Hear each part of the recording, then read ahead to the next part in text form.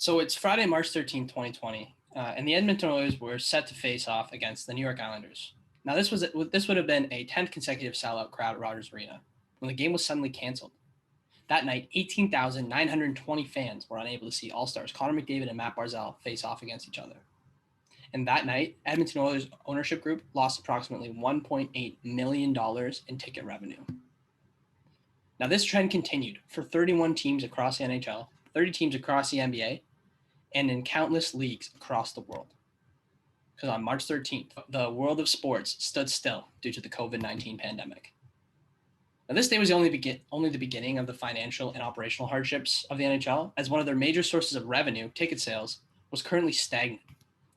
For teams like the Ottawa Senators, this meant 25% of their entire revenue was no longer attainable.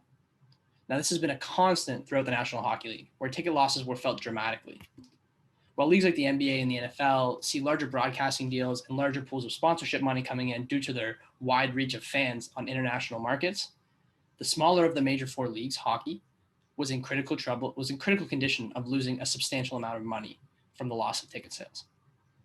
Just so you get a good understanding of how much revenue actually is driven through ticket sales, almost 36% of league-wide revenue comes from ticket sales alone. With the NHL 2020-2021 season having reduced 56 games with only certain locations allowing fans at a reduced capacity, the NHL is set to lose league-wide just under $1 billion.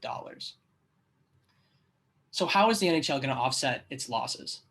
They must implement a plan. And this plan must be around the notion that teams won't be able to fit fans into the arena until at least 2022. Now, there are a few different avenues the league can explore. The first one that has been prevalent this year is the packaging of more rights to the NHL's operations to be sold to its sponsors. Now, the most recent example of this is the inclusion of the naming of divisions, such as the Honda West Division and the Scotiabank North Division. This is considered to be a one-time agreement with its sponsors. However, it's relatively low impact on the game, and the real dollars coming in could prove to be a long-term vital solution for the NHL's revenue problems.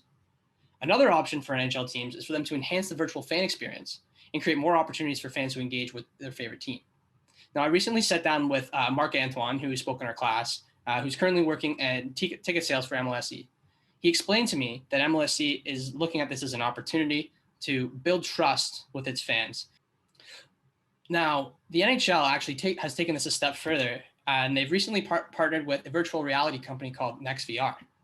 And they're essentially looking to create a better at-home fan experience and potentially the ability to sell individual virtual tickets to fans who will have a better experience as opposed to watching the game on any broadcasted TV network. So while the coronavirus continues to affect every aspect of our lives, the idea of buying tickets to a Leafs game and sitting in a crowd of 18,000 people seems to be behind us. However, the ability for the NHL to continue selling its league through sponsorships, broadcasting, and investment in new technologies to enhance fan experiences could be an opportunity to grow its fan base by attracting those who are considered to be fans in waiting right now as they wait for their opportunity to buy their tickets and go see their favorite team. Until then, I'll just watch the Leafs games from home and enjoy my $2 beers.